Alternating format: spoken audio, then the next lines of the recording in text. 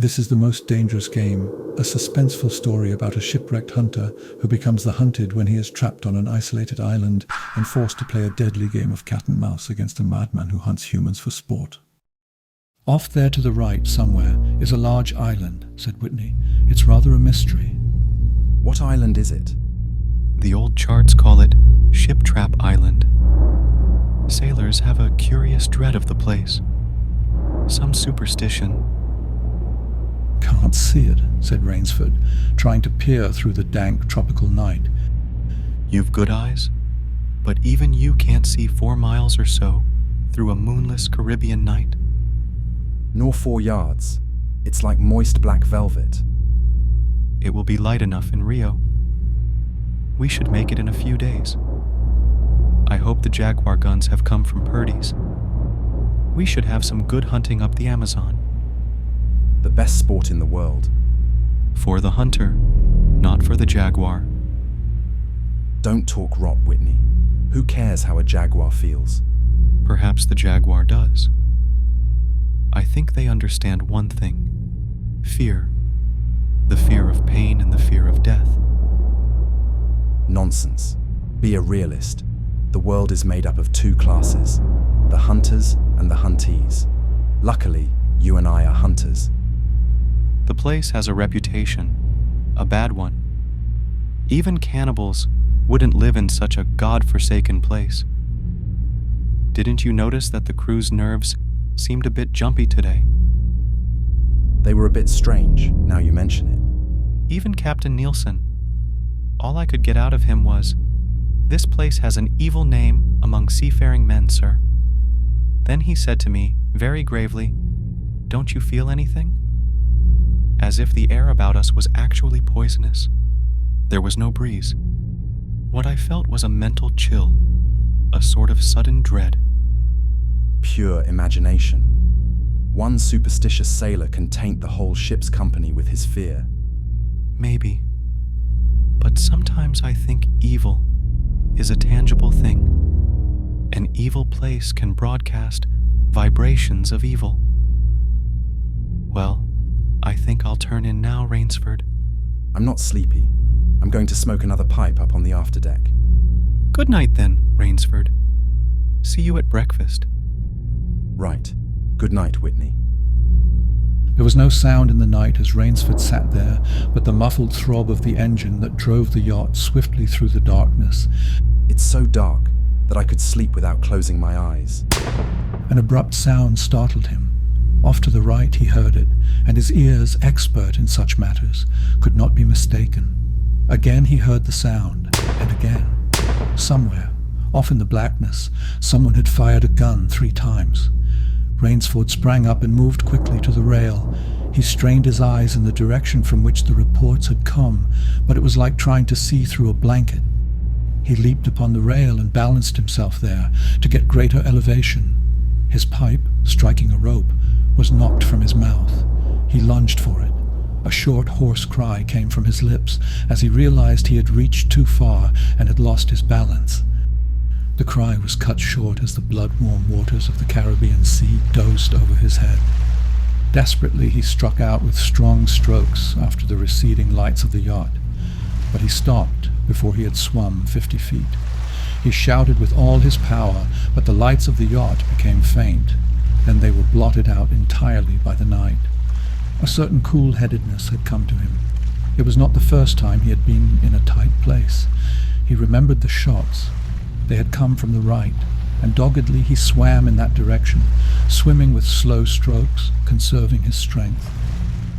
Rainsford heard a sound. It came out of the darkness, a high, screaming sound, the sound of an animal in an extremity of anguish and terror. He did not recognize the animal that made the sound. He did not try to. With fresh vitality, he swam toward the sound. He heard it again, then it was cut short by another noise, crisp, staccato. Pistol shot. 10 minutes of determined effort brought another sound to his ears. The most welcome he had ever heard, the muttering and growling of the sea breaking on a rocky shore. With his remaining strength, he dragged himself from the swirling waters. He forced himself upward, hand over hand. Gasping, his hands raw, he reached a flat place at the top. dense jungle came down to the very edge of the cliffs. All he knew was that he was safe from his enemy, the sea, and that utter weariness was on him. He flung himself down at the jungle edge and tumbled headlong into the deepest sleep of his life. When he opened his eyes, he knew from the position of the sun that it was late in the afternoon. Sleep had given him new vigor. A sharp hunger was picking at him. Where there are pistol shots, there are men. Where there are men, there is food. But what kind of men, he wondered, in so forbidding a place? He saw no sign of a trail through the closely knit web of weeds and trees. It was easier to go along the shore, and Rainsford floundered along by the water. Not far from where he landed, he stopped. Some wounded thing, a large animal, had thrashed about in the underbrush. The jungle weeds were crushed down and the moss was lacerated. One patch of weeds was stained crimson. A small glittering object not far away caught Rainsford's eye, and he picked it up. It was an empty cartridge. A .22. That's odd. It must have been a fairly large animal too. The hunter had his nerve with him to tackle it with a light gun. He examined the ground closely and found what he had hoped to find, the print of hunting boots. They pointed along the cliff in the direction he had been going. Eagerly he hurried along. Night was beginning to settle down on the island. Bleak darkness was blacking out the sea and jungle when Rainsford sighted the lights. He saw to his great astonishment that all the lights were in one enormous building, a lofty structure with pointed towers plunging upward into the gloom. Mirage, Rainsford thought, but it was no mirage he found when he opened the tall, spiked iron gate. Rainsford lifted the knocker, and it creaked up stiffly, as if it had never before been used. He let it fall, and it startled him with its booming loudness. He thought he heard steps within. The door remained closed. Again Rainsford lifted the heavy knocker and let it fall. The door opened, and Rainsford stood blinking in the river of glaring gold light that poured out. The first thing Rainsford's eyes discerned was the largest man Rainsford had ever seen. A gigantic creature, solidly made and black, bearded to the waist.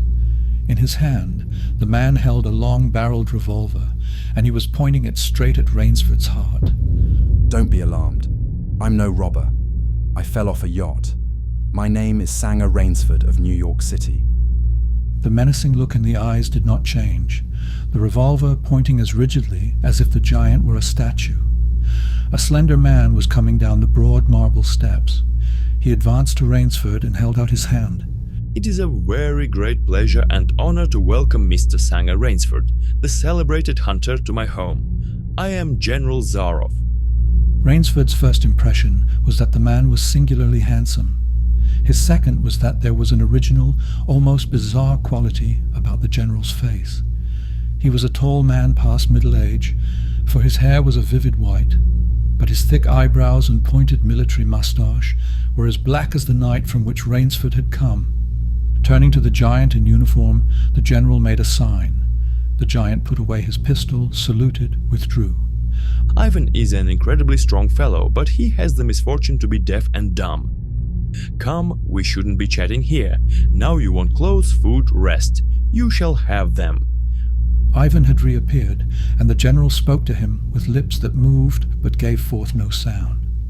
Follow Ivan, if you please, Mr. Rainsford. I was about to have my dinner when you came. I'll wait for you.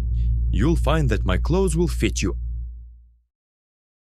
It was to a huge beam-ceilinged bedroom with a canopied bed big enough for 6 men that Rainsford followed the silent giant.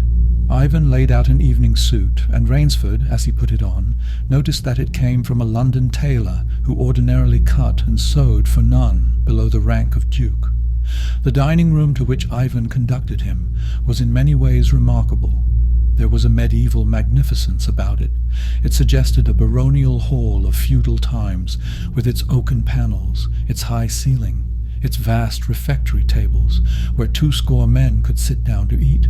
About the hall were mounted heads of many animals. At the great table the general was sitting, alone. You'll have a cocktail, Mr. Rainsford. The cocktail was surpassingly good, and Rainsford noted the table appointments were of the finest, the linen, the crystal, the silver, the china. We do our best to preserve the amenities of civilization here. Please forgive any lapses. We are well off the beaten track, you know. Do you think the champagne has suffered from its long ocean trip? Not in the least. He was finding the general a most thoughtful and affable host, a true cosmopolite. But there was one small trait of the general's that made Rainsford uncomfortable. Whenever he looked up from his plate, he found the general studying him, appraising him narrowly. Perhaps you were surprised that I recognized your name. I've read your book about hunting snow leopards in Tibet. You see, I have but one passion in my life, Mr. Rainsford, and it is the hunt. You have some wonderful heads here. That Cape buffalo is the largest I ever saw. Oh, that fellow? Yes, he was a monster. Hurled me against a tree. Fractured my skull. But I got the brute. I've always thought that the Cape buffalo is the most dangerous of all big game. For a moment the general did not reply. He was smiling his curious, red-lipped smile. No, you're wrong, sir. The Cape buffalo is not the most dangerous big game. Is there big game on this island? The biggest. What have you imported, General? Tigers? No. Hunting tigers ceased to interest me some years ago. I exhausted their possibilities, you see. No thrill left in tigers, no real danger. I live for danger, Mr. Rainsford. The general took from his pocket a gold cigarette case and offered his guest a long black cigarette with a silver tip. It was perfumed and gave off a smell like incense. But what game? I'll tell you. You will be amused, I know. I think I may say in all modesty that I have done a rare thing. I have invented a new sensation. God makes some men poets. Some he makes kings, some beggars. Me, he made a hunter. My hand was made for the trigger, my father said. My whole life has been one prolonged hunt. I have hunted every kind of game in every land. Grizzlies in your Rockies, crocodiles in the Ganges, rhinoceroses in East Africa.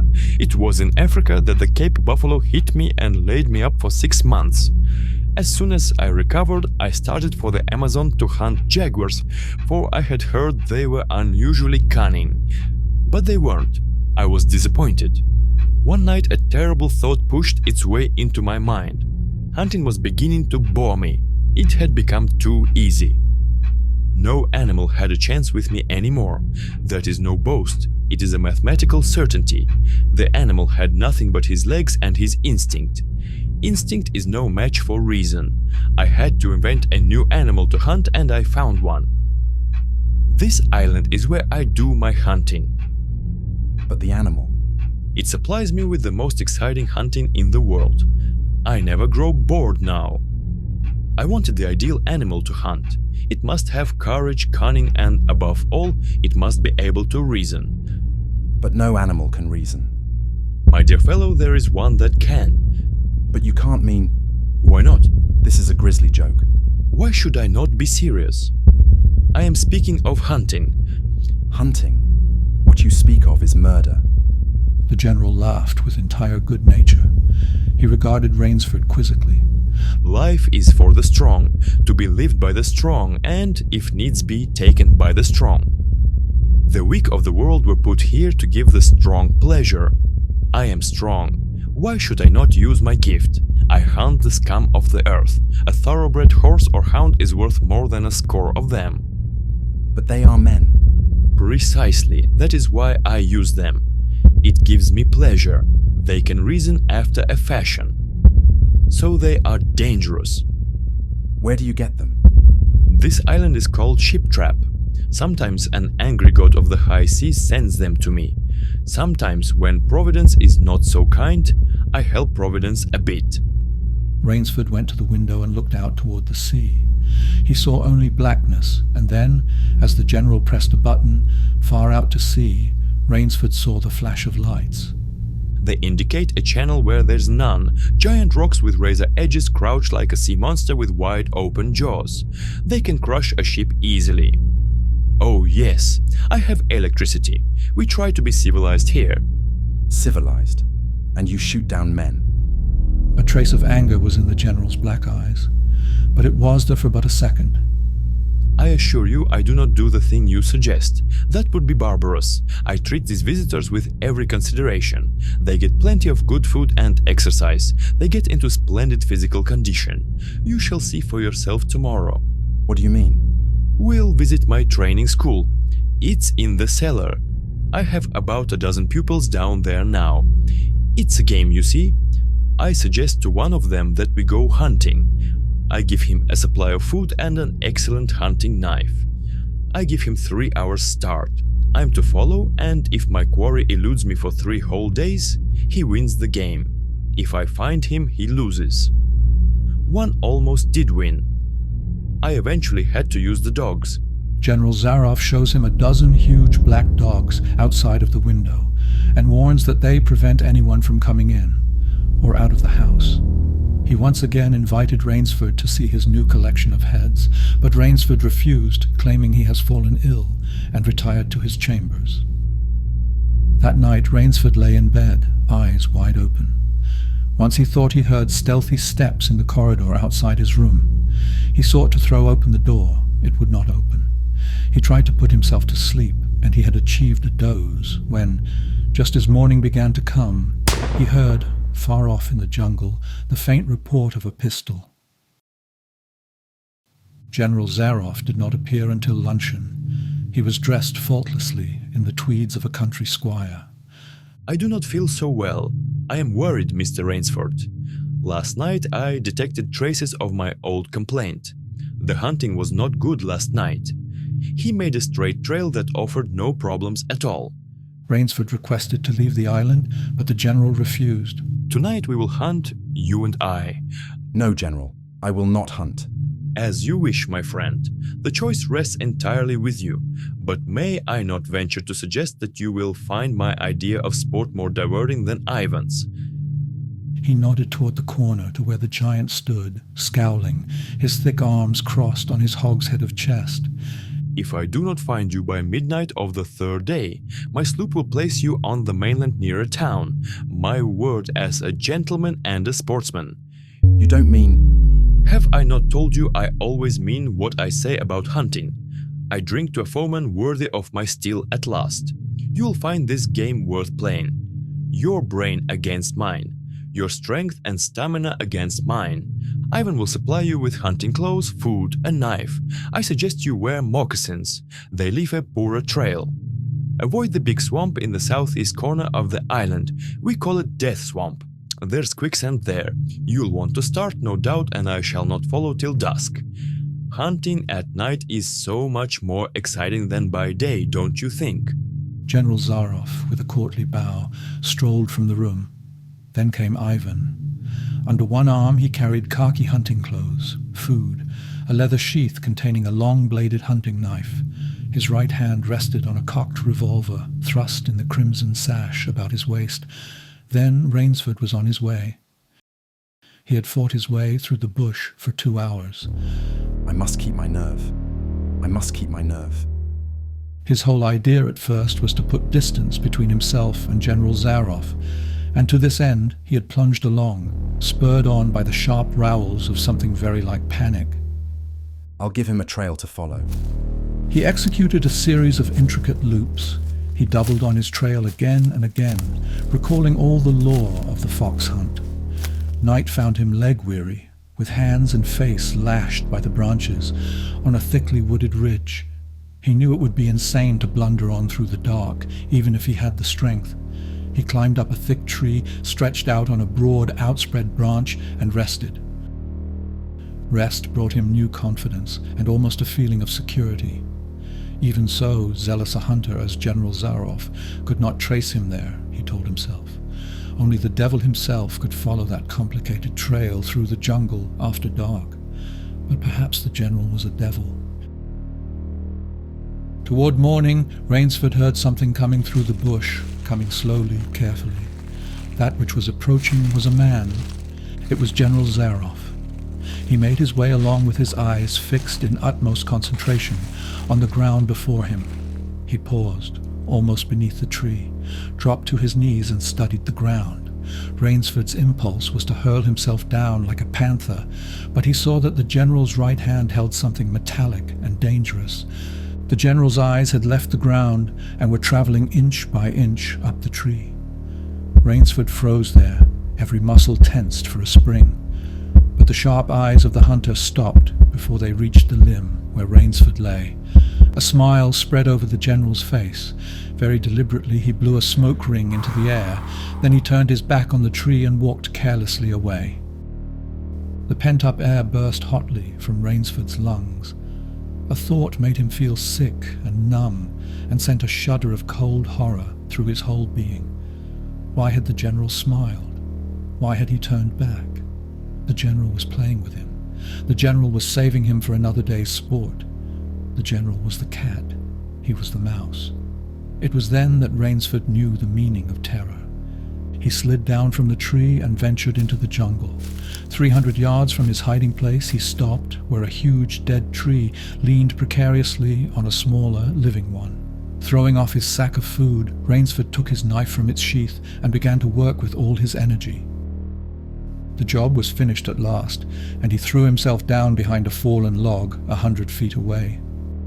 He did not have to wait long. The cat was coming again to play with the mouse. Following the trail with the sureness of a bloodhound came General Zaroff, so intent on his stalking that he was upon the thing Rainsford had made before he saw it. His foot touched the protruding bough that was the trigger. Even as he touched it, the general sensed his danger and leaped back with the agility of an ape. But he was not quite quick enough. The dead tree, delicately adjusted to rest on the cut living one, crashed down and struck the general, a glancing blow on the shoulder as it fell. Rainsford, with fear gripping his heart, heard his mocking laugh. Rainsford, if you are within sound of my voice, let me congratulate you. Not many men know how to make a Malay man-catcher. Luckily for me, I too have hunted in Malacca. You are proving interesting, Mr. Rainsford. I'm going now to have my wound dressed, but I shall be back. When the general had gone, Rainsford took up his flight again. It was flight now, a desperate, hopeless flight, that carried him on for some hours. Dusk came, then darkness, and still he pressed on. The ground grew softer under his moccasins, the vegetation grew ranker, denser. Insects bit him savagely. Then as he stepped forward, his foot sank into the ooze. He tried to wrench it back, but the muck sucked viciously at his foot, as if it were a giant leech. With a violent effort, he tore his feet loose. He knew where he was now, Death Swamp and its quicksand. The softness of the earth had given him an idea. He stepped back from the quicksand a dozen feet or so, and like some huge prehistoric beaver, he began to dig. The pit grew deeper. When it was above his shoulders, he climbed out and from some hard saplings cut stakes and sharpened them to a fine point. These stakes he planted in the bottom of the pit with the points sticking up. With flying fingers he wove a rough carpet of weeds and branches, and with it he covered the mouth of the pit. He knew his pursuer was coming. He heard the padding sound of feet on the soft earth, and the night breeze brought him the perfume of the general's cigarette. It seemed to Rainsford that the general was coming with unusual swiftness. He was not feeling his way along foot by foot. Rainsford, crouching behind a tree, could not see the general, nor could he see the pit. He lived a year in a minute. Then he felt an impulse to cry aloud with joy, for he heard the sharp crackle of the breaking branches as the cover of the pit gave way. He heard the sharp scream of pain as the pointed stakes found their mark. You've done well, Rainsford. Your Burmese tiger pit has claimed one of my best dogs. Again you score. I think, Mr. Rainsford, I'll see what you can do against my whole pack. I'm going home for a rest now. Thank you for a most amusing evening. At daybreak, Rainsford, lying near the swamp, was awakened by a sound that made him know that he had new things to learn about fear. It was the baying of a pack of hounds. I can do one of two things. I can stay where I am and wait. That would be certain death. And if I flee, that would be postponing the inevitable. For a moment he stood there, thinking. An idea that held a wild chance came to him. and tightening his belt, he headed away from the swamp. The baying of the hounds drew nearer. On a ridge, Rainsford climbed a tree. Down a watercourse, not a quarter of a mile away, he could see the bush moving. Straining his eyes, he saw the lean figure of General Zaroff. Just ahead of him, Rainsford made out another figure, whose wide shoulders surged through the tall jungle weeds. It was the giant Ivan, and he seemed pulled forward by some unseen force. Rainsford knew that Ivan must be holding the pack in leash. They would be on him any minute now. His mind worked frantically. He thought of a native trick he had learned in Uganda. He caught hold of a flexible young tree and on it tied his hunting knife, with the blade pointing down the trail. He then used a grapevine to bend the tree back. After setting the trap, he ran for his life. The hounds raised their voices as they hit the fresh scent. Rainsford knew now how an animal at bay feels. He had to stop to get his breath. The baying of the hounds stopped abruptly, and Rainsford's heart stopped too. They must have reached the knife. He shinned excitedly up a tree and looked back. His pursuers had stopped, but the hope that was in Rainsford's brain when he climbed died, for he saw in the shallow valley that General Zaroff was still on his feet. But Ivan was not. The trap had not wholly failed. Rainsford had hardly tumbled to the ground when the pack took up the cry again. Nerve, nerve, nerve. A blue gap showed between the trees dead ahead. Ever nearer drew the hounds. Rainsford forced himself on toward that gap. He reached it.